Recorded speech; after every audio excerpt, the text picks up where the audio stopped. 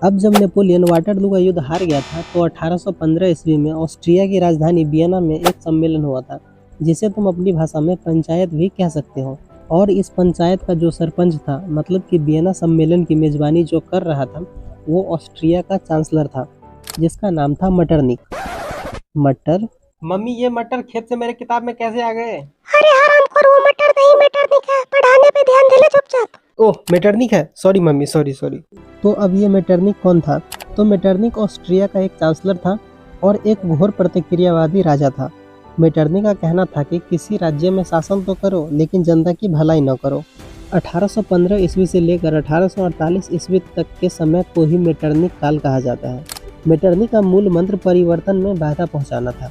जैसे कि पहला, यूरोप में कोई बदलाव न हो, क्योंकि मेटरनिक चाहता था जैसा यूरोप अभी है वैसा यूरोप बाद में भी रहे, इसीलिए यूरोप में विकास करना बंद कर दिया। दूसरा, सभी जगह पर पुरानी व्यवस्था को ही लागू करना। पुरानी व्यवस्था मतलब नेपोलियन के आने से पहले यूरोप में जैसी व्यवस्था थी, मेटरनिक वैसी ही व्यवस्था चाहता था, क्योंकि नेपोलियन ने पुरानी व्यवस्था को बदल दिया था।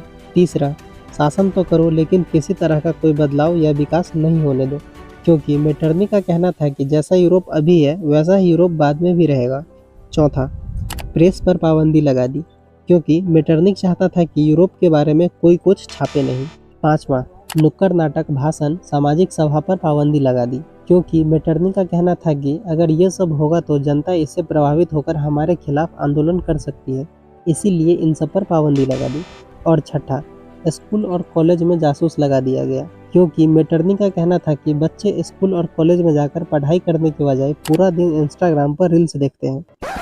मम्मू, मेरा मतलब है कि मेटरनिक का कहना था कि बच्चे स्कूल और कॉलेज में जाकर पढ़ाई कर रहे हैं या उनके खिलाफ किसी चीज़ की प्लानिंग कर रहे हैं। अब देखो यार, जो वियना सम्मेलन हुआ था उसमें ब्रिटेन, रूस, प्रसा और ऑस्ट्रिया शामिल थी। वियना सम्मेलन का मुख्य उद्देश्य ये था कि नेपोलियन ने यूरोप में जितने भी कानून व्यवस्था लाया था उन सबको हटाकर पुरानी व्यवस्था लागू करना था। तो देखो यार, नेपोलियन ने विकास आंदोलन चलाया था जिससे यूरोप में बहुत विकास हुआ था, लेकिन वियना सम्मेलन ने विकास आंदोलन को खत्म कर दिया और कहा गया यूरोप में जैसी स्थिति है वैसी ही रहनी चाहिए, इसमें कोई परिवर्तन नहीं होगा। तो वियना सम्मेलन में क्या क्या फैसले लिए गए उसे देख लेते हैं। पहला, नेपोलियन ने जितने भी राज्य और जितने भी जमीन को जीत लिया था उसे वापस करने को कहा गया। दूसरा, इटली को छोटे छोटे राज्यों में खंडित कर दिया गया। तीसरा, फ्रांस को 2 हिस्सों में बांट दिया गया और फ्रांस के ऊपर भारी जुर्माना लगा दिया गया। और चौथा, बुर्बो राजवंश की पुनर्स्थापना हुई और लुई 18वां को गद्दी पर बैठा दिया गया। अब ये लुई 18वां कौन है? तो लुई 18वां लुई 16वां के ही खानदान का ही था। वियना सम्मेलन के बाद सन 1815 को लुई 18वां को फ्रांस का राजा बना दिया गया और ठीक 9 साल बाद सन 1824 ईस्वी को लुई 18वां की मृत्यु हो जाती है। अब देखो यार, एक बार फिर से फ्रांस में कोई राजा नहीं था। पूरे फ्रांस की जनता यही सोच रही थी कि लुई 18वां तो मर गया है, अब देश को कौन चलाएगा। तभी उसी समय बुर्बो राजवंश का ही एक आदमी राजा बना जो लुई 18वां का भाई था, जिसका नाम था चार्ल्स दशम। जब चार्ल्स दशम राजा बना तो उसने भी कुछ नियम कानून बनाए, जैसे कि पहला, चर्च शक्ति को बढ़ा दिया, मतलब कि जो पादरी था उसको कुछ ज़्यादा ही अधिकार दे दिया गया। दूसरा, मताधिकार सीमित कर दिया गया, मतलब कि जो आम जनता था वो वोट नहीं दे सकता है। अगर कोई वोट देगा तो वो है सामंती लोग। सामंती लोग जैसे कि ज़्यादा पैसे वाले और ज़मींदार। और तीसरा, पोलिगनेक को प्रधानमंत्री बनाया। अब ये पोलिगनेक कौन है? तो पोलिगनेक भी एक प्रतिक्रियावादी इंसान था।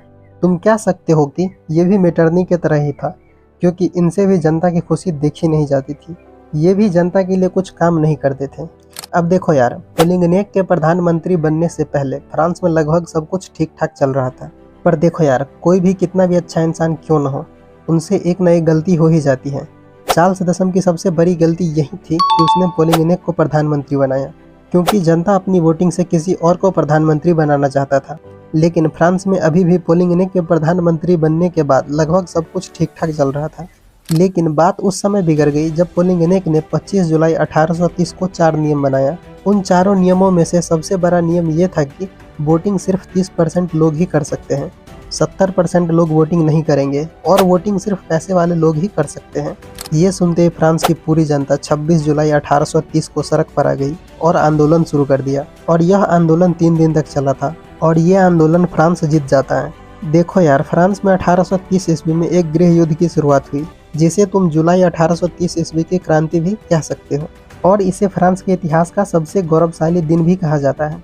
जब ये आंदोलन फ्रांस जीत जाता है तो 31 जुलाई को चार्ल्स दशम फ्रांस छोड़कर इंग्लैंड भाग जाता है और इस तरह से बुर्बो राजवंश की समाप्ति हो जाती है और फ्रांस में अब संवैधानिक राजतंत्र आ जाता है। देखो यार, ऐसा नहीं है कि फ्रांस पूरी तरह से आज़ाद हो जाता है, वहाँ पर अभी भी राजा है, लेकिन जुलाई 1830 की क्रांति के बाद जो राजा बनता है वो जनता के लिए सोचता है और जनता के लिए काम भी करता है।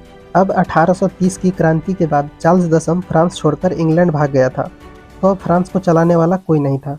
अब फिर से वही बात आ गई कि फ्रांस को कौन चलाएगा। तुम इसे इस बात से भी समझ सकते हो कि तुम्हारे पूरे परिवार को चलाने के लिए एक गार्जियन होगा, जैसे कि तुम्हारे मम्मी पापा या तुम्हारे दादाजी। ठीक उसी तरह से समझो कि अब फ्रांस को कौन चलाएगा। तो इस बार जनता की सहमति से लुई फिलिप को राजा बनाया गया। अब देखो यार, हर एक ग्रुप का एक लीडर होता है। जैसे कि अगर तुम्हारा स्कूल में कोई ग्रुप होगा तो उसमें भी कोई ना कोई एक बंदा लीडर जरूर होगा। ठीक उसी प्रकार 1830 की जो क्रांति हुई थी उसका भी कोई ना कोई लीडर होगा। तो उस लीडर का नाम है मेजनी। अब ये मेजनी कौन है? तो मेजनी का जन्म 1805 ईस्वी को जेनेवा में हुआ था। मेजनी एक कर्मठ कार्यकर्ता, लेखक और दार्शनिक था। मेजनी ने 1830 ईस्वी में नागरिक आंदोलन चलाया था, जिसका समर्थन पूरी जनता ने किया था। मेजनी को इटली के एकीकरण का मसीहा भी कहा जाता है, क्योंकि मेजनी ने 1831 ईस्वी में यंग इटली की स्थापना की और 1834 ईस्वी में यंग यूरोप की स्थापना की। तो इसके आगे का हम अगले वीडियो में पढ़ेंगे। अगले वीडियो में इस चैप्टर को पूरी तरीके से खत्म कर दिया जाएगा। आई होप आपको ये वीडियो अच्छा लगा होगा। अगर आपको ये वीडियो अच्छा लगा हो तो आप इस वीडियो को लाइक कर दीजिए, चैनल को सब्सक्राइब कर दीजिए क्लास 10th की ऐसी ही वीडियो देखने के लिए।